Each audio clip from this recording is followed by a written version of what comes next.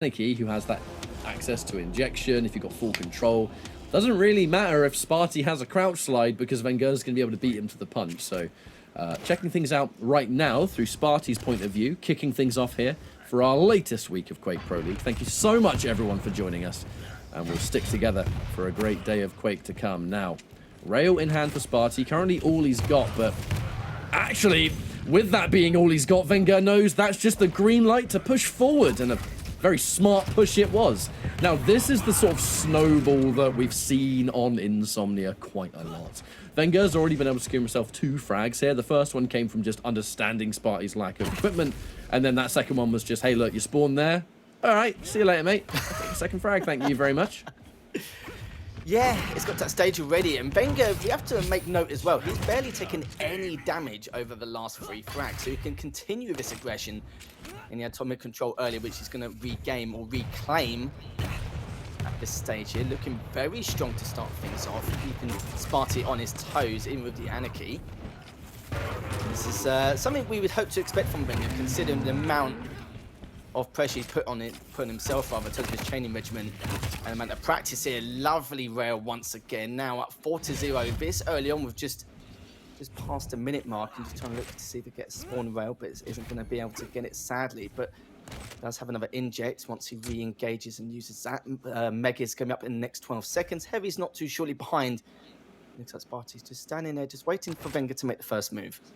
He kind of has to. He did everything he could given that situation where he takes loads of damage. He only had a rocket launcher, and that kind of increased mobility of Anarchy means that those kind of directs are almost not going to happen at all unless you get lucky. And then, thankfully, the Pika was able to push him off that jump pad, which did stop vengeurR from making the push he wanted, kind of giving you that last-minute bonus rail, I guess. But Spart1e doing really what he has to do. He can't overextend. He's only got a rocket and an LG. He has had very little access to that rail for that opening damage, and seeing as vengeurR has consistently been out stacking him in these fights, and I mean he's keeping the injection too, this is a really scary fight to make. Now hang on a minute, gets a ton of damage from that Pika. vengeurR does manage to take away that Mega, however, they're going to have to disengage, and that's going to allow Spart1e to take a heavy. Now, with the right weapons, this could bring him into the fight, but unfortunately, that defensive rocket gave him a little bit extra damage that he did not want. Now, vengeurR forced to retreat here. This is the opening that Spart1e's looking for, right? 2.5 minutes on the clock. We have so much of this map left to go. And with that delicious rail that Spart1e was just able to land there, if he secures a frag now, right as the Mega's about to spawn in, well, dare I say, Heavy going to be up next, this would be best case scenario to mount a comeback. And vengeurR just needs to keep an eye on his ammo management as well. He had very little rails left earlier on. He's already gone past a rail, but he's more focused on just keeping height advantage and map control rather than worrying about the rails as of yet. But it's going to be so important for him. He's still railable actually at this stage. He's just keeping his distance from Spart1e, and rightly so. He does have the info he needs. It's just a matter of picks up some of these lights and trying to recuperate, but still keeping that inject, which is going to be so important for him later on. But he doesn't need to use it as of yet. He'll still be railable. If he does use it, not anymore. Heavy's up the next 5 seconds, but he's already dropped down for Spart1e, really. Spart1e just jumps on it anyway, hits 47, but Spart1e is going to be the one who wins that little scuffle and has to, at this stage, manage to stabilize things. He's able to, we know that the first 4 frags went vengeur's way within that 1 minute mark, got a little bit out of hand for him. Now Spart1e's just slowly establishing control, just needs to make sure not to take too much unnecessary damage around top mid. It's actually waiting for vengeurR to sneak on rounds, gets the Mega anyway. Heavy's up in the next 10 seconds, which is great for Spart1e, considering that with his items heavily segregated, it's going to give him a massive advantage here. Got the info he needs once again. He's going to be below, but how is he going to approach this? Good rocket from vengeurR. Keeps him at that bay, picks up the Heavy. He could engage here again if he wants to, just needs to depend on the weapon selection, just to see if he can keep him at bay. But the problem is, though, he starts to go for the rail. I'm not too sure about that choice. Maybe she just kept up with the LG, but that's a huge win there for vengeurR. You always keep an eye on chat sometimes, and some people think that maybe the rail is relied on just a little bit too much. Even if that rail hit its mark, vengeurR still would have been in a pretty decent position, and just the patient plays, looking for the right time to strike. With a rocket launcher and a shotgun, sometimes that's all vengeurR actually needs. Springs a trap on you, gets some wonderful opening damage, because, I mean, it's vengeurR and his rails, known for being some of the absolute best in the business. And just like that, vengeurR has been able to undo all of the hard work that Spart1e worked so hard to bring into his favor. Now, Mega in play, and that's going to allow Spart1e to push forward just a little bit. vengeur's going to have to go out of his way to get some ammo, which makes perfect sense. Rocket's a little bit far away from you, my friend, so absolutely, we're going to sit here and wait for a minute. But now 5 minutes already gone. Opening rail doesn't hit its mark on either side, so that's just going to allow a little bit of a change here.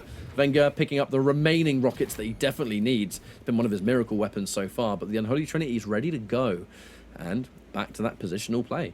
Mega's going to be the next item. Kind of happy at this point to let Spart1e take the heavy, because, I mean, the damage on vengeur's side has been so high. All it will take, really, is one more instance where Spart1e might go for a wrong weapon choice, miss the shot, and then by that point, vengeur's been able to undo all the work that the heavy gave you. More of these rockets are fantastic. The injection gets popped. vengeurR just shy of being railable. The aggressive push. Spart1e choosing that it is the right time to go in, but with that positional advantage of vengeurR, that is a risky heavy to take, but one that vengeurR will allow. Again, 5-1. And if we can keep these lights together, and just like that, catch a good read on Spart1e's movement, that rail would have been even better. Ah, the rails have not been 100% so far. Yeah, still early on at this point. I do like how the way vengeur's playing at the moment. Normally, he's quite a colourful character when he tries to... Oh, that was a good rocket as well. That's trying to get back forward. And look at the aggression coming out from Spart1e. Normally, it's vengeurR making these kind of plays, but we've seen a lot of a defensive stance or defensive posture from vengeurR. Just trying to keep his distance, know when to play it out. Like good offensive and defense balance, just to make sure not only to keep Spart1e guessing, but just to make the right reads. Good rail as well, and Yu's going to come through there straight away. Still has to inject. Still got 3.5 minutes left of play. And you've got to remember, the time is of the essence here, not in Spart1e's favour, though. He needs to really try and get something on the board as soon as physically possible. But the problem is, vengeurR is challenging every single one of his items. Yeah, sure, he's not getting all of them. As long as he's there to kind of at least be a bit of a detriment, a bit of a challenge here, just to try and I could say a bit of a pain in the backside for them. But that's the main worry. But you've got 18 items in favour of Spart1e, only 8 on the side of vengeurR, but at this stage it's perfectly understandable. Long as vengeur's doing the damage, that's the main concern for him. He's done 1,000 more damage, which kind of speaks volumes here, because it means for Spart1e, he hasn't been able to use the items that much to its full effect. And lovely rocket to rail combo there, just to make matters worse. Spawn rail as well, looking for the second. Will he be able to get it though? Even the use of the peak, he should be able to take it down anyway to finish things off. Nicely done there from vengeurR. 7-1 in favour. It's been a fantastic game plan from vengeurR. Been watching it from his point of view for the last, well, fair few minutes at this point, and I mean, the game plan's clear. I don't mind giving up a bunch of these items, because if I can get a good read on where Spart1e's going to go, I can get that opening shot and pretty much undo the damage and make it a lot harder for Spart1e to push forward. Best case scenario, we can spring a trap, and that trap just results in maybe one frag, maybe an extra one off spawn, as we just saw. It's a very vengeurR way of playing. vengeur's not the kind of player that lives and dies by those items. Sometimes the information is enough, and that slippery hit-and-run style reigns supreme, which it certainly has done. Only 2 minutes left to go now, Harry. And there is a monumental amount of work to do, and I think many would say impossible. vengeur's just done a fantastic job of keeping Spart1e guessing, chasing him for the entire 8 minutes at this point. And it's just going to continue to be so. 10 seconds until that injection, so the chase will become even more annoying, which is not what Spart1e wants. But, gotta say, perfectly executed by vengeurR. Now, does manage to get a little bit of a good situation there, I suppose. 1.5 minutes to get 5 frags. I mean, for the sake of it being competitive, let's just assume maybe. But realistically, I don't think it's possible at all. vengeur's going to spawn, he'll be able to run away. Don't see it happening. No, not at all. Even with the starting stack of the Anarchy, it's going to be very, very tough to even challenge vengeurR multiple ways. But this is what I like from vengeurR as well. Normally we expect a lot of high-risk, high-reward plays from vengeurR, but this is a completely different version. He's basically playing Insomnia how it should be played. Keep your distance, get height control, hold the angles, make sure you get the advantage straight off the bat. And he's just done it every single time without fail, and this is what we need to see more from him. But I don't know if, in terms of map choice, like we'll see something a little bit different in terms of his style of play, maybe a little bit more aggressive, especially on maps like Awoken, or maybe on maps like Ruins, we'll have to see. But I'm not going to lie, he's definitely taken a leaf out of Garby's book, being the Rocket Man himself, and a nice little flick there from vengeurR just to add a few more frags to the tally. 30 seconds left remaining. Everything here is going to be bonus. The map's done. We have to think about the next destination, and all there really is to be said is that vengeurR played this map incredibly well, and that there was a rather clear game plan after those opening few minutes, right? Gave himself a sizable lead, Yes, Spart1e was able to somewhat stabilize in, like, I guess a couple of minutes in, I think it was. My memory is a little bit like a sieve, so it could be wrong, but sure it was. But vengeurR just did what he had to do. You could see it in plain black and white. I'm going to sit there, be really patient and careful. If you take an item, that's totally fine. Actually, looking at the difference of pickups, it's 14 heavies and 12 megas to 6 megas and 4 heavies. Like, the game plan was so clear there because it was damage. It was, wow, actually, looking at those endgame stats, 1.6 thousand more damage for vengeurR versus the less item pickups. So, perfect game plan for the young man. Maybe not so young anymore. I guess maybe for Quake he is. But a really good first map there, and we have 2 left to go. Yeah, you're right. It's like I said before, 26 items for Spart1e, 10 for vengeurR. But long as vengeurR keeps him in check in terms of getting those angles, getting those initial chip damage, so what he needed to contest his items, then yeah, of course.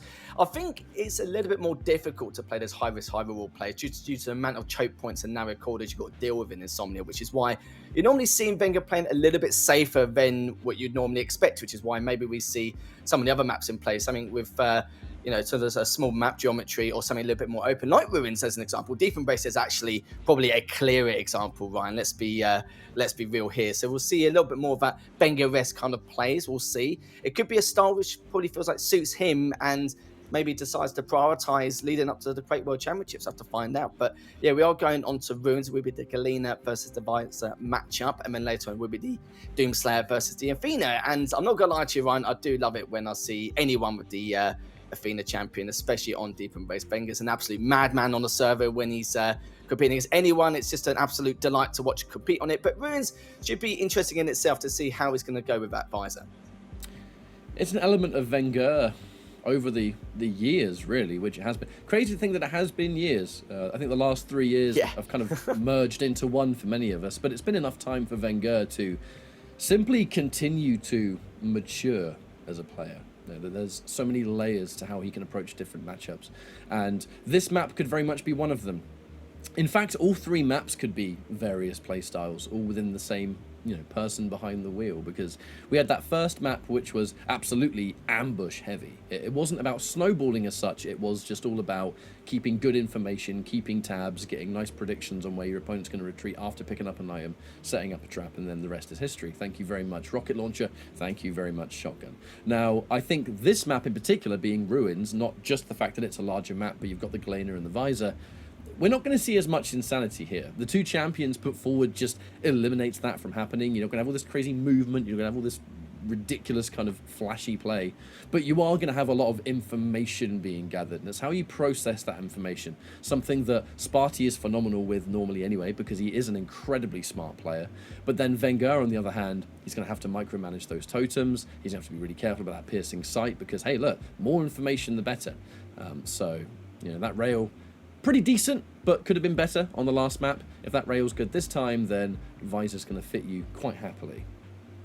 I debating how this is going to be the same approach vengeurR's going to go for in the past, because there's a very methodical or calculated kind of plays he was making. He was just playing it, like I said before, he's playing Insomnia how it should be played. But you got to remember, these 2 champions, the Galena and the Visor, very hourglass heavy. We may see him clash heads on a number of occasions, especially around the courtyard or around that tribal area. It's going to be a weird niche how these 2 are going to try and pan out, and who's going to heavily segregate the items very early on. Of course, challenging around that T-junction for Mega, or maybe dropping down a little bit earlier, or maybe a little bit unorthodox to try and avoid those audio cues as you're dropping down from that heavy jump pad or from top mid. There's going to be a lot of debates going around. I'm sure Spart1e will be... It's weird to say that Spart1e will be aggressive compared to vengeurR, because when you picture vengeurR, you picture him to make, those initial plays, to force out the first mistake rather than the first mistake coming to him, which I do prefer in terms of vengeurR's style of play and what he brings to the table. We've seen that his combat skills are absolutely incredible when he played against Avik last week, because Avik's also another player, not with a high amount of dual experience with the adaptation, but also extremely good in terms of his combat skills there. So I'd like to see vengeurR try and challenge him a little bit more for these items, not just in terms of being there and holding these angles, but just physically just going for them if he can. But as a light champion, especially with Anarchy, it can be a little bit tough, a little bit more difficult, as I explained earlier, with Insomnia having its pros and cons, especially as an Anarchy. But going into this matchup now, I think we are going to see a lot more flair from vengeurR, and he's going to have to do it, especially if he wants to try and keep full map control. Well, both players have just readied up. There was a couple of minutes of a break from one of them, so now we're both back and we're good to go. Thank you all for joining us, by the way. Just in case you got here, our latest week here of Quake Pro League. This is our first series of the day. We've got 3 more afterwards. So I think starting the show with vengeurR versus Spart1e, that's one hell of a way to kickstart our Saturday, isn't it? But at the same time, vengeurR, one thing I was always going to bring up at this point, especially looking at the visor and how you can play on this kind of map, is that vengeurR isn't afraid to play not necessarily your conventional game of Quake. You know, if you're teaching someone to play Quake, you go, right, you want to run the items, you want to do this, you want to do that. vengeurR is the #1 player, I feel, that we have in the Pro League that's not afraid to kind of just do what he wants. And sometimes that can be allowing you to take them. And we saw elements of that in the first map, but as long as he's got really, really good denial-based damage, sometimes those items you pick up don't mean anything. And if we have someone like Visor behind the wheel with vengeurR, I'm very excited to see how he handles the rail. And it's not just that, you know, it's not just going to be the rail, but at the same time, that LG's pretty tasty too. But checking things out now, vengeur's point of view to kickstart, and he does manage to get a decent spawn for the champion as the rail's good to go. Spart1e tries to get himself a little bit of info, and actually neither look to push forward on the items straight away. And a rather classic start for them. vengeurR knows he can take the heavy pretty much whenever he wants. So let's get some info first. Could have got some damage maybe, but above all else, if we had a fair idea when Spart1e might take the Mega, other way. But speaking of that though, Harry, Spart1e's yet to take it. Now this is a very classic Spart1e start. He still hasn't picked it up. He's going to go for the push first. He wants the damage first, because if he takes any damage here, he knows he can back up and take the Mega. Oh no! A bit of a misplay though. Tries to go for the rocket jump in case there was a rail angle handy, but oh, the idea was there, but the execution was a bit sloppy, mate. Yeah, not something we would entirely expect here. And I love how, you know, I was talking about the hourglasses around that courtyard. vengeur's already just prioritising that. He's actually left in there on purpose just to try and bait him into the courtyard, which I really like from vengeurR so far. But for Spart1e, we've seen him do some miraculous comebacks in the past. I'm sure vengeur's definitely made it a clear note of that. Got the info he needs, has to make a bet, but he's just going to pick up straight away. He's not going to mess around here, Ryan. And he knows full well that the heavy's going to be any second now. But look at this, though.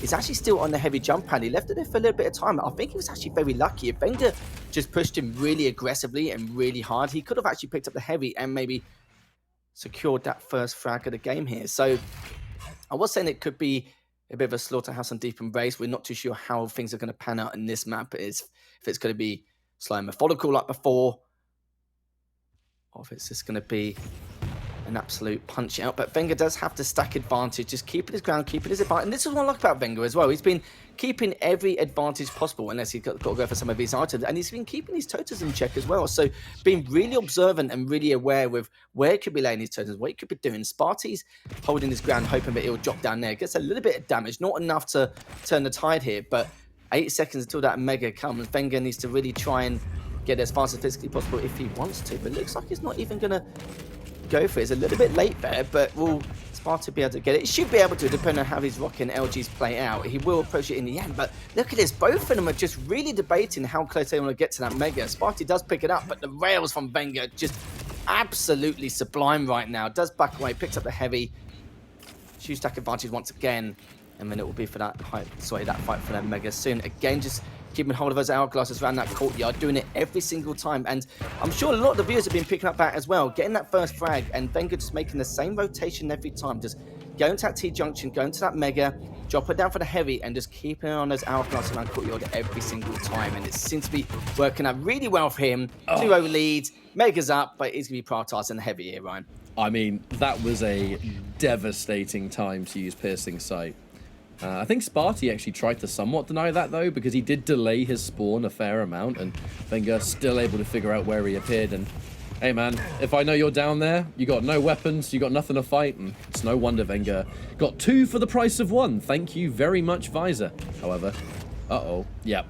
Really good use of teleporter there, because that had a direct with Spart1e's name on it. What worries me, though, is, again, vengeurR, the master of playing on the back foot, even when he's in the lead. I guess it's just a style that he's refined so well, but it took a while for a significant fight to break out on this map, and it took about 2.5 minutes, maybe. From this point, though, vengeurR was able to secure himself 2 frags. just with how well he played it. He got the frag, popped the piercing sight, found the spawn, and then got himself another one. From this point on, if vengeurR continues to play this highly, highly defensive game and uses this piercing sight to make it so Spart1e is unable to pull any surprises, it's going to be a really, really hard comeback to make, even securing one frag. Because if vengeurR has all of this information, especially considering he's prioritizing this side of the map, just take all those hourglasses, get your wall hack a lot more often than Galena gets the totems, and it's going to be hard. There's really no other way to say it. It's going to be very, very difficult. And here comes the opening piercing sight once again. I assume maybe Spart1e might have heard it. I think he was close enough to hear that, so he's not going to want to push. But objective done. That means that vengeurR scared him away from the heavy, and now the control just continues. And Spart1e, I don't think he's picked up on the rotations he's making. vengeurR's been making the same rotations, as I said at the very beginning, for the last 5 minutes, and he just can't adapt around it. vengeur's not really given him many opportunities to even be able to do so. And I'm just looking at Spart1e at the moment. He's actually got the totem plays. And vengeurR has actually been, he was very, very aware at the beginning, but now he's rotating around areas where he's not actually seeing where the totems are at the moment. But he will have the overstack. Ooh. Beautiful LG, and he's got the heavy once again. And he could have him trapped in the courtyard here. And he does, hits one. He could go for the other. He wants to try and make that approach. He should be able to get him down here, considering the position Spart1e's in. But surely that's going to be a clean up. Yes, it is. 3-0. And this is just an incredible start. Could make it forward depending on how he's going to go about this. Hasn't really got any LG ammo. Just got working his ammo management just a tad. But he should be happy nonetheless with the result. He's just the way he's performed at the very beginning here. In terms of item control, 7 for Spart1e.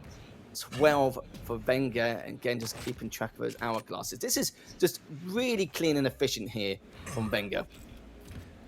The map so far has just been vengeurR all over. This is the kind of playstyle that I've always loved to watch from him, the one that just makes it so...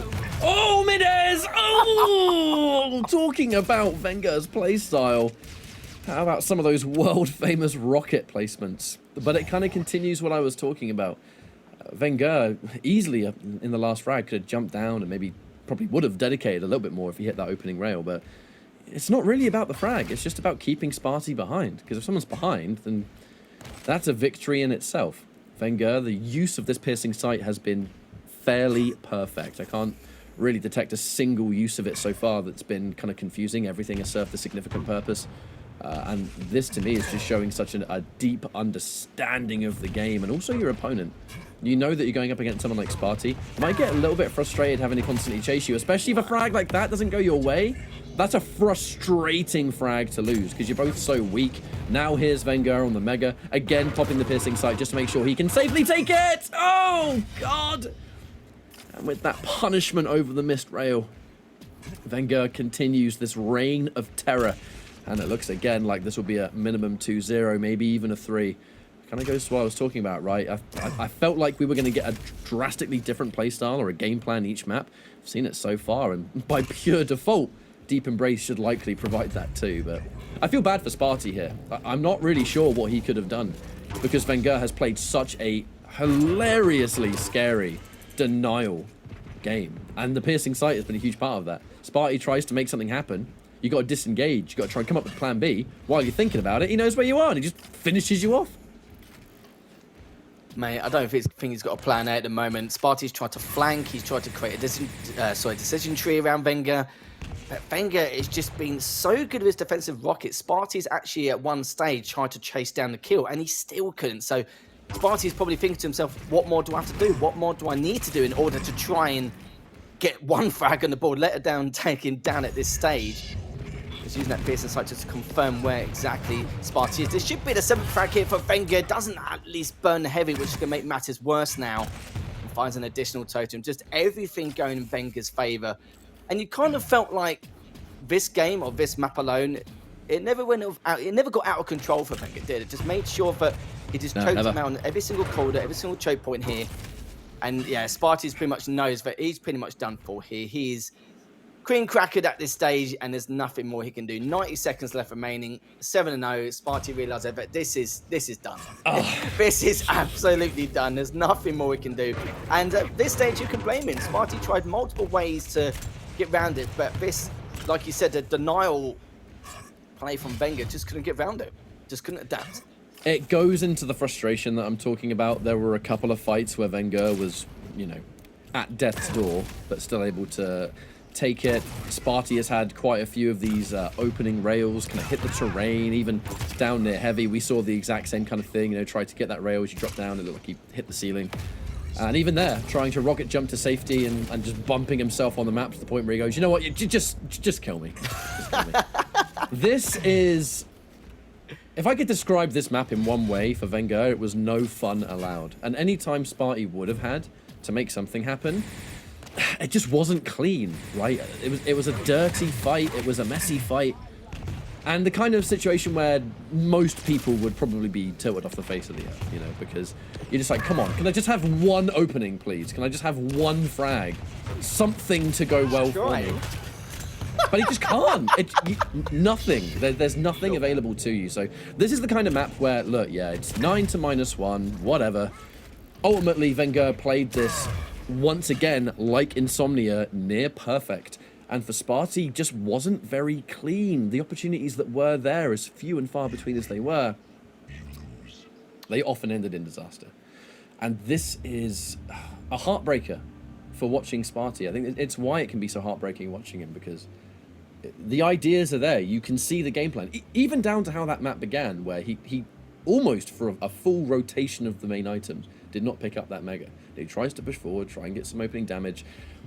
vengeurR returns a lot more than Spart1e was probably expecting. So, okay, well, now I'm railable. Let me quickly rocket jump and just try and shut down the rail angle and get stuck on the ceiling. And it's like, part of me felt that that opening sequence was foreshadowing for the rest of the map. And I kind of feel like it was. Yeah, it's like what I said at the beginning before the map began. I said Courtyard's going to be very, very important for both his players, really, especially for vengeurR to try and redeem that piercing sight as fast as physically possible, but also the recovery path with the light armor and the 2 health bubbles around that Courtyard. It's one of the most important areas in the map in order to really keep a grasp of it, also keep control of it at the exact same time. But not only that, it's like I said earlier, with the fact that you never felt like vengeurR lost control at all in the slightest. And when he had done, he would put himself in a position where he could fire some nice, easy defensive rockets.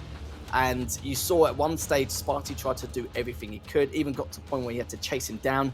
Couldn't catch him up because he doesn't have the means or the agility like the other champions to try and at least put a bit of pressure on. And again, the defensive rocket just came out to play, 9 to -1. It was just a really clean-cut game. And against a player like Spart1e, where he's the sort of guy where he can make some huge comebacks and things can get a little bit out of control and it's very hard to stabilize the matchup again, it's tough. But hopefully for Deep Embrace, things may change up for a little bit for Spart1e. This is one of his map picks. It's actually one of his better maps, if I remember from the top of my head. But against an Athena, again, it could be troublesome.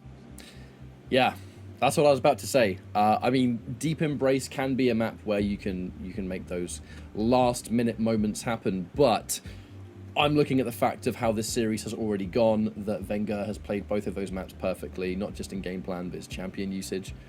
I didn't really get a chance to talk about it at the end of the second map because we were so busy talking about the opposite end of it. Not to be too negative, of course, but vengeur's use of that piercing sight was some of the most impressive I've seen in some time. Every single time he popped it, it just meant, what can Spart1e do about this? And that has always been, for me, the most enjoyable way of watching that champion get played at this level. But now we have Deep Embrace, we have Athena, who is already seen to be one of the most powerful characters on this map by far. Someone like vengeurR, who is hitting a lot of really good shots. The pressure is being laid on thick. I don't see this being a 2-1. I strongly feel that this will be a 3-0. I'd like to be wrong. I would like very much to be wrong. But I just feel like the pieces of the puzzle are just in place for vengeurR, and this could very well be his map too. Yeah, it wouldn't surprise me. We'll see what happens anyway. All I can say is the fact that in terms of the starting stack for vengeurR, it may help Spart1e out a little bit, but it's the case of just being able to take him down full stop. We haven't really seen much of that at all in the slightest, which is not something we're normally used to or catered to anyway. But we'll see what happens anyway. We'll see what happens. As vengeurR now just starting things off. Only got the LG in hand and the super shot. He hasn't got the rocket sort of rail. He has been denied that heavily as Spart1e just holding that angle and realizes this too. So just continuing on to try and use those ranged weapons to good use, but at least vengeur's got a heavy machine gun to do a little bit of damage here. Has to take that first rail. Oh my god, the amount of damage he did to that heavy machine gun, but the Mega's up.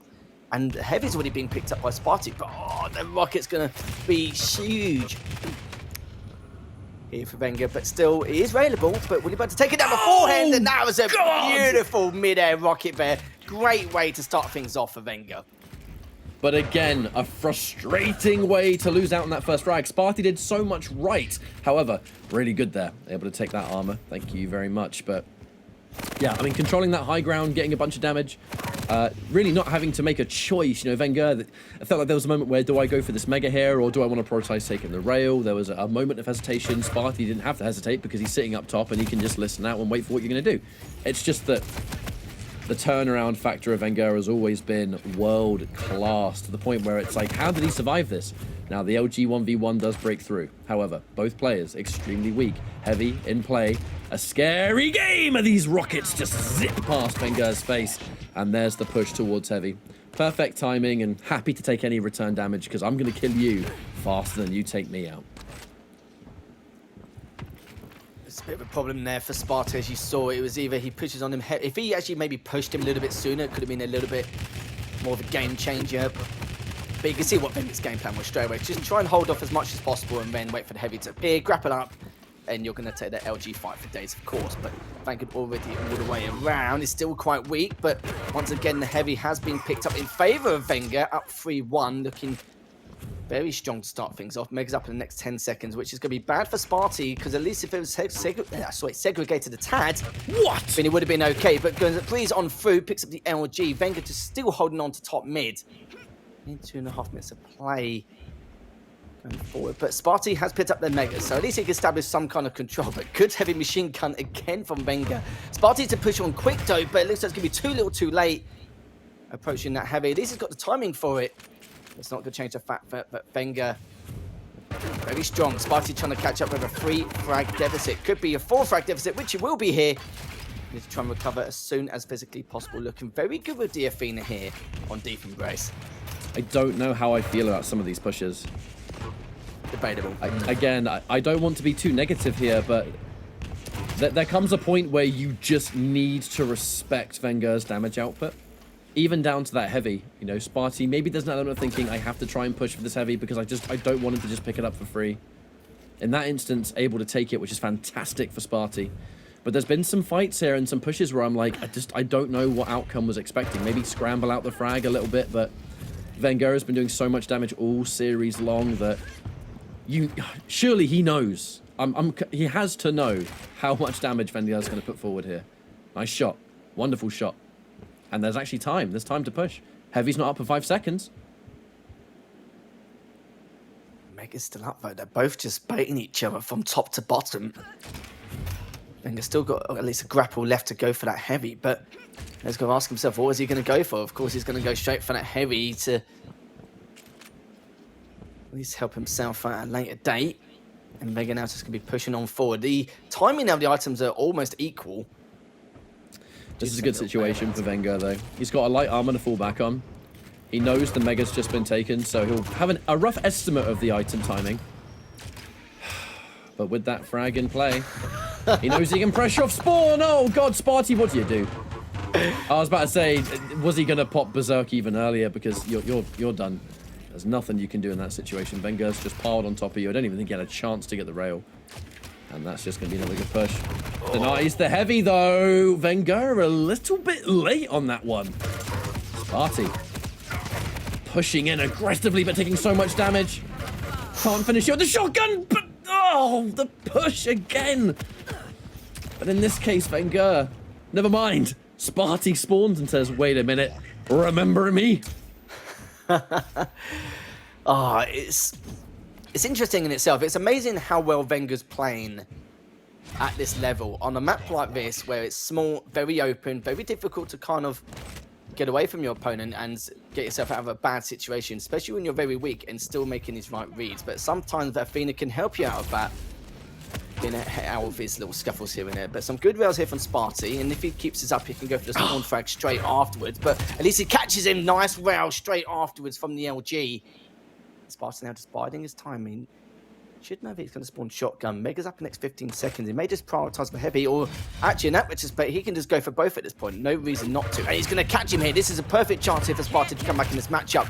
Oh no! That's like the worst thing that could have happened, considering he didn't really take a huge amount of damage in that last bout. But then again, no, he's got the LG, he's picked up the light, it can keep him at bay. Mega's still out, Spart1e's going to know that, or they're both going to know that at this point. But the question is, who's going to go for it first? Venga, way too weak. Spart1e may just leave him here at this point and go for it, or at least put himself in a better angle. But this stage in the game, he isn't raidable. He'll have 1 HP afterwards, but he does get away, go for the Mega, but he's going to go for the health bubbles first, just to add a little bit more. I mean, Spart1e was doing the smart thing there. He knows that vengeur's going to prioritize armor over Mega. Being a light with no armor, you're a done deal if you get caught out. So he stuck around, tries to put that pressure on. The nice turnaround rail, fantastic stuff, and off the back of a disastrous ring out. Very good that Spart1e's been able to keep himself back into this game. And he's continuing to play well. We've said in the past that some of these disasters, I mean, come on, they're going to bother anyone, you know, not even Spart1e in particular. But right now, hasn't been bothering him. However, that vertical LG, oh my goodness. Damage from seemingly nowhere from that point. But my point is that Spart1e's playing well still, and that's what I like to see here. This victory is still possible. 3 minutes to go, 4 frags. You're dealing with a light champion. The fights have been going a little bit better for him so far. You know, there were some aggressive pushes earlier that I think some people were scratching their heads about, making a bit more sense now, but these missed rails, they could come back to haunt him. The heavy does manage to get snapped up by vengeurR, and just like that, Spart1e not in a fantastic position himself. No armor to work with. That rail, exactly what he needed. And it will force vengeurR to disengage, but he backs up! Oh, was that a read? Was that a little trick that he pulled on you? Or whatever it is, 2.5 minutes to get now 5 frags does not sound as realistic, Harry. Yeah, it doesn't seem that appealing at this point in time. Is vengeurR now just doing everything he can just to pile on the pressure, and he has done. He managed to pick up the heavy once again. We haven't really seen many rails from vengeurR, but 57% cleans up Spart1e beautifully again. Nice little spawn rail as well, but needs to back away once more. Mega's up in the next few seconds here. Of course, he's got atomic control, find the info he needs, and then prioritize the Mega straight after, which he has done. So he knows that he's going to be pushing atomic straight away again, but he'll scuffle once more. Good mid-air rocket again. That's it. That's pretty much done. The spawn rail as well goes 2 for 2 straight afterwards, back-to-back frags. Looking for the spawn rail again on the LG, but lucky for Spart1e's case, just barely misses. But at this point, the damage has already been done here, Ryan. I think it's got to a stage where 9 seconds left, 8 frags, not going to occur. And so far, vengeurR just playing an immaculate game. All 3 maps, to be honest. He has done. I think a lot of people might have predicted a 3-0 here. I would have enjoyed to have seen a map win here from Spart1e, but it just, for a lack of a better term, has not been his day. You've kind of seen it from some elements of the gameplay. You know, I think particularly that second map has not given up hope in this third map at all. But at the end of the day, vengeurR will be taking this home with a 3-0. A really good result that he'll be happy to take. Make no mistake. We only have a few weeks left until the World Finals, so any kind of dominant victory you can get beforehand is going to make you feel pretty damn good, I expect. But on Spart1e's side, it's unfortunate to see it. There were a rather high concentration of just straight up disasters. And even if that wasn't a rail, I think that would have been a ring out. It has not been Spart1e's day today. It certainly hasn't, no. His style of playing is just not going to work against vengeurR at all, no matter how hard he tries to adapt. But you know what it's like with Spart1e? It's not really much of a in terms of adaptation. He's a very open-esque player, isn't he? Like, you know, he feels what he goes through depending on the matchup. But 50 seconds left remaining. vengeur's just making it just hard work at the moment. Use the berserk just to clean him up. 10 frags behind, but I think we expected this as well from what we saw from the previous 2 maps, wasn't it? It's the fact that we knew it's going to be a tough road for Spart1e. He will collect a few more frags, yes, in terms of trade potential, but that is going to be about it. vengeurR looking really solid, really strong, almost ready, I'd say, for the Quake World Championships. Only 5 weeks away, but yeah, Spart1e obviously back on the road again to try and claw up any more W's in future weeks. But vengeurR, again, just textbook work. Great reads, great listen to the audio cues, just good that offensive and defensive balance. Couldn't ask for more, really, could you? in all three of those maps, one of the main factors was that there was about 1.5, 1.6k more damage. vengeurR thoroughly outdamaged Spart1e in all three of these maps. And it kind of unfolded, especially after you see that first map and then a little bit of the second one, where the idea that you have in your head of how he's going to play it starts to unfold. We kind of knew what we were going to see in Deep Embrace. You know, we were going to see a very slippery game plan here from vengeurR. So many of these frags were just... You're not used to seeing a light champion be able to turn the tide the way he could on so many of these occasions. And then on the opposite end, Spart1e finally starts to make something happen, ends up with a decent little streak going, right? There's a chance to bring this one back, and boom, ring out from a rocket that was far too close. It always seems to happen to Spart1e, doesn't it? And that's really, really unfortunate. But vengeurR played phenomenally well today, and that's what we're going to end their series talking about, is that he's in absolutely fantastic shape. And as I said before, World Finals are not very far away, so if he continues to play like this, I'm looking forward to seeing how he plays on LAN. Yeah, I'm interested to see how vengeurR performs, or just what style of play brings to the table when he's the one on the losing end in terms of being quite far behind, because we didn't see any of that at all. He had the lead from the get-go on all three maps, but I want to see what happens when someone very aggressive with that adaptation challenges him, and to see how he actually reacts. But people need to understand as well with the fact that with Spart1e, it can happen to the best of people. Look at the matchup 2 weeks ago between Maxter and Rafa. There was a time where Rafa, obviously very strong in Blood Covenant, couldn't get a frag on Maxter, could he? Maxter, I think, won that 10-0, I believe. It does happen to the best of us. Sadly, this time for Spart1e on all three maps, and it's just back to the drawing board once again. But if you enjoy what you see there from vengeurR, streams almost every day, it seems. Every time I'm on Twitch, there's always that little icon on the left that says vengeurR, Road to QuakeCon, scrimming with various top-level competitions. So it's no wonder, really, that players are getting as ready as they are. They have to. They're going to be taking it as seriously as they can. A lot of people, there's a lot of anticipation. A lot of people are keeping an eye out on their favourite players, right? So everyone wants to perform. Anyway, we're going to take a quick break. When we come back, our next matchup of the day will be here. So this is Quake World Championships. We're continuing the Pro League in this latest week. We'll be back in a short break.